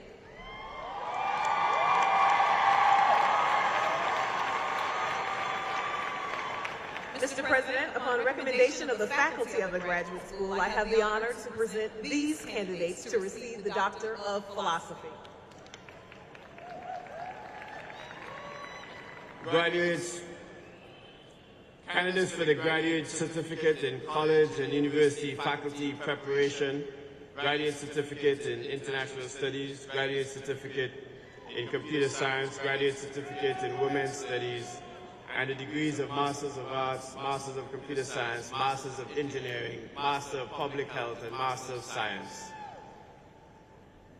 Candidates for the graduate certificate in college and university faculty preparation, graduate certificate in international studies, graduate certificate in computer science, graduate certificate in women's studies, and the degrees of Masters of Arts, Masters of Computer Science, Masters of Engineering, Masters of Public Health, and Master of Science. Upon recommendation of the Dean and faculty, and by virtue of the authority vested in me by the Board of Trustees of Howard University, I do now confer upon you your degree and certificate with all the rights, privileges, and duties pertaining thereto. I direct that you be invested with the hood appropriate to this degree. Congratulations.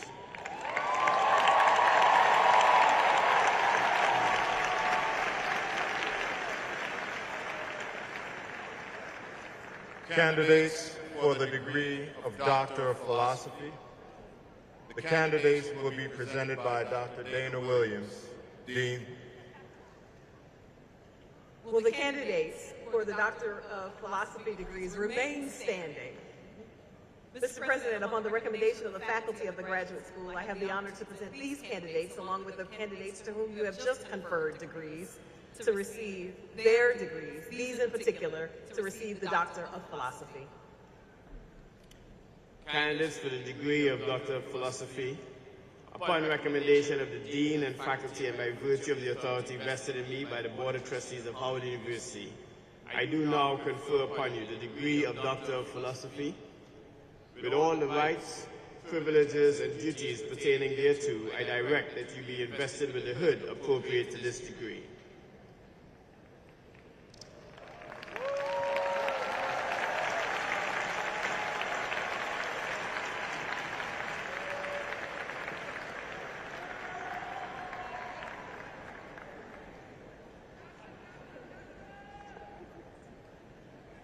Christian Millette.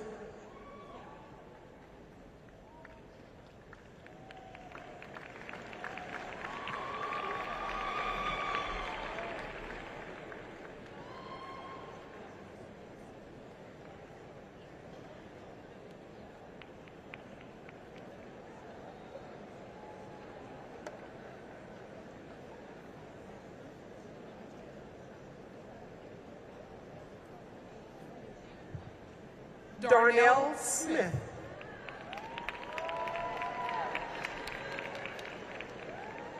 Talisa Peck. Hope Lanetta Jenkins. Jiva St. Fort. Jamal Houdin.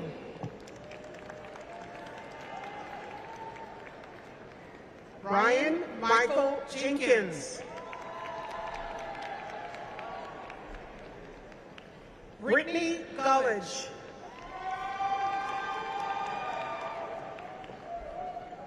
Aisha Powell. Dana Michelle Williams Johnson. Simone Ebony Campbell. Caprietta Jenkins.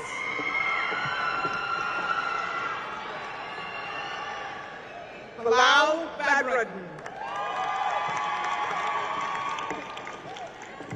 Gerald Johnson II.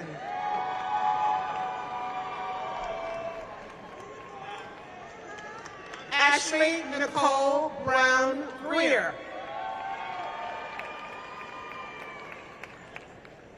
Natalie Muniz.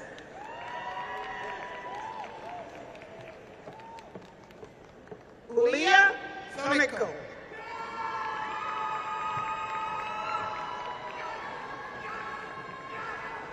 Angela Wilbon.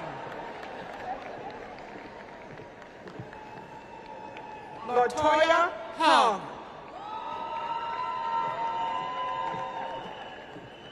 Trayvon Anthony Pegram.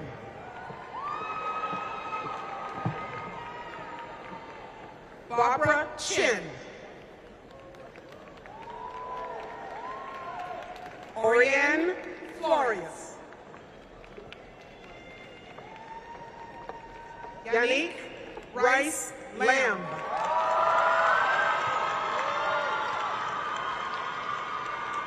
Calvin Jamal Hadley.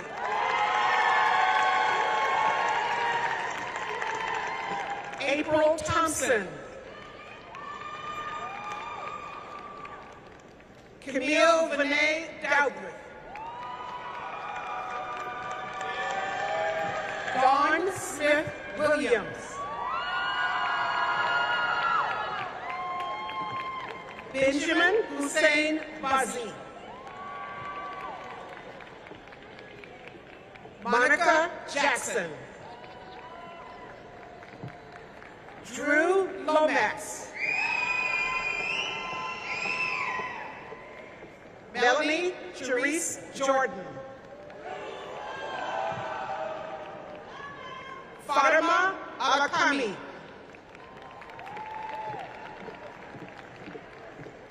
Coco Epidofo Noah.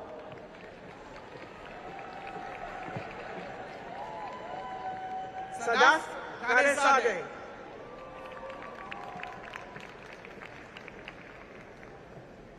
Bimal Jimeri.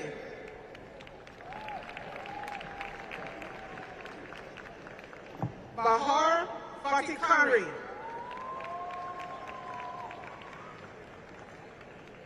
Najee Mansi.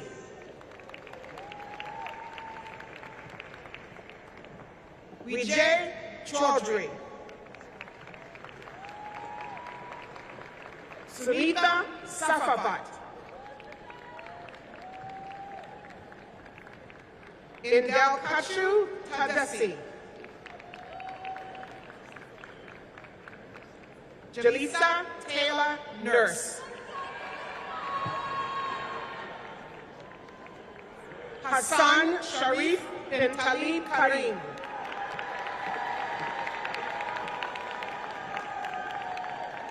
Sohail Airball.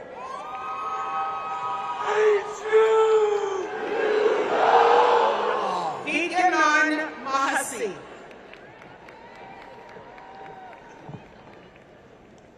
Selena Anakake.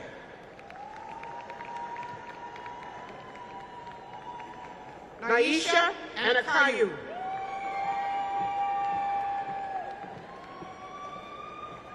Victoria Ranice Brooks. Jessica Jocelyn.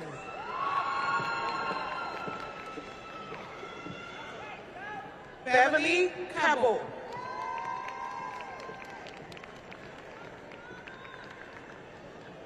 Ashwag Al-Mahamid.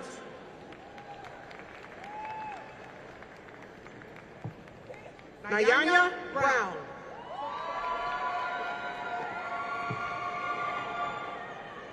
Danielle Waruter.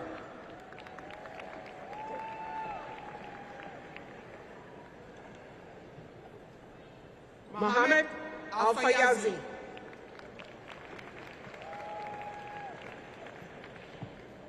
Matthew Aaron Quendo.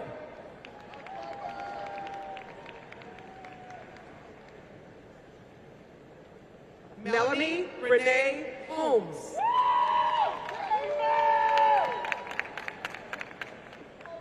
Elijah Robert Zayu.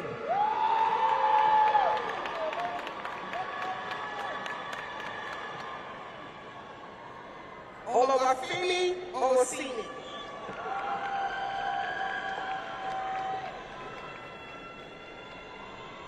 Olawafemi Joshua Aheho.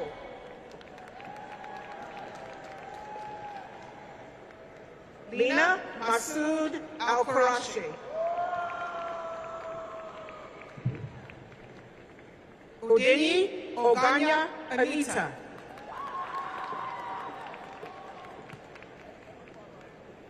Debbie J. Barsh.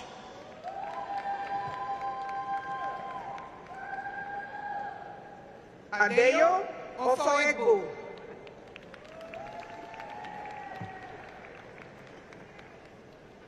Brianna Danielle Hyman.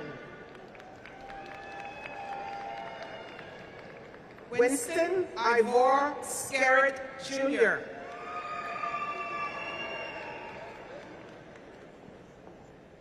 Hawanzin Al-Gamli.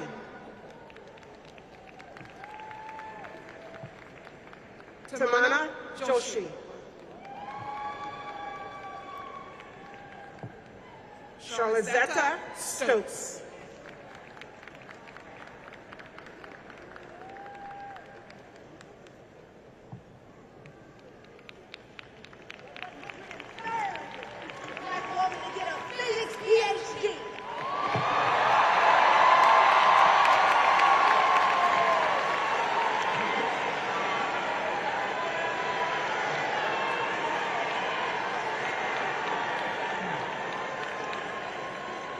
I think I better repeat that to make sure everybody heard it. She said she's the 103rd black woman to get a physics PhD.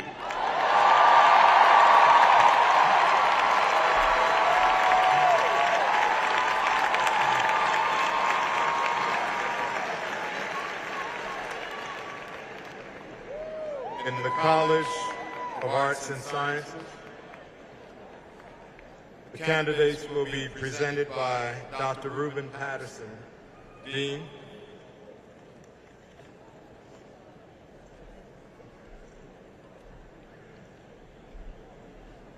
For the candidates from the divisions of Humanities, Social Sciences, and Natural Sciences for the degrees. For the candidates from the divisions of Humanities, Social Sciences, and Natural Sciences for the College of Arts and Sciences, please stand.